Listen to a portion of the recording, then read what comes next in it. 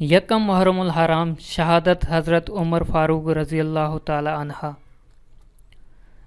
ناظرین، ذوالحجہ کی تقریباً 27-28 تاریخ کو حضرت عمر ابن خطاب فاروق رضی اللہ تعالی عنہ پر مسجد نبی میں نماز پڑھاتے ہوئے ابو لولو موسیٰ مجوسی نے قاتلانہ حملہ کیا۔ آپ رضی اللہ تعالی عنہ زخمی ہوئے اور محرم الحرام کی پہلی تاریخ کو آپ رضی اللہ تعالی عنہ شہید ہوئے۔ ناظرین، معلوم ہوتا ہے اسلامی سال ختم بھی فاروق رضی اللہ تعالی عنہ سے ہوتا ہے اور شروع بھی فاروق اعظم رضی اللہ تعالی عنہ سے ہوتا ہے۔ سیدنا عمر فاروق رضی اللہ تعالی عنہ اسلام کے عظیم الشان بنیادی ستون ہیں۔ ان کی شان میں قرآن کی بے شمار آیتیں نازل ہوئی ہیں اور بہت سی ایسی آیتیں ہیں سیدنا فاروق رضی اللہ تعالی عنہ کے دل میں خیال پیدا ہوتا کہ اس مسئلے کو اس طرح ہونا چاہیے، اللہ تعالیٰ ان کے خیال کے مطابق ہی آیت مبارکہ نازل فرماتا۔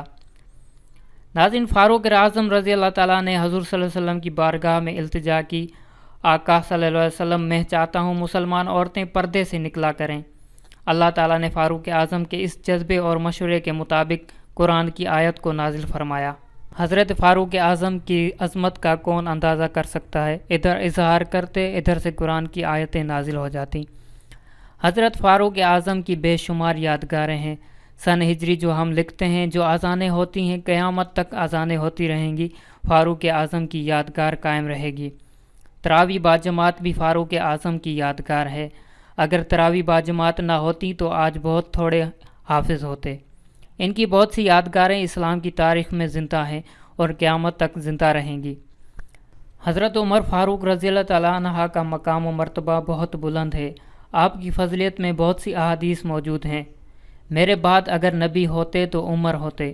مذکورہ حدیث سے حضرت عمر فاروق رضی اللہ تعالیٰ عنہ کے مرتبے کا اندازہ لگایا جا سکتا ہے کہ اگر حضور صلی اللہ علیہ وسلم پر نبوت ختم نہ ہوتی تو آپ کے بعد حضرت عمر فاروق نبی ہوتے۔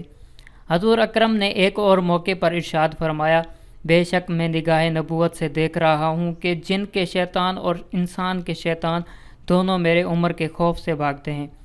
حضرت ابن عباس فرماتے ہیں کہ جب حضرت عمر فاروق اسلام لائے تو حضرت جبرائیل حضور کی بارگاہ میں حاضر ہوئے اور عرض کیا، یا رسول اللہ، آسمان والے عمر کے اسلام پر خوش ہوئے ہیں۔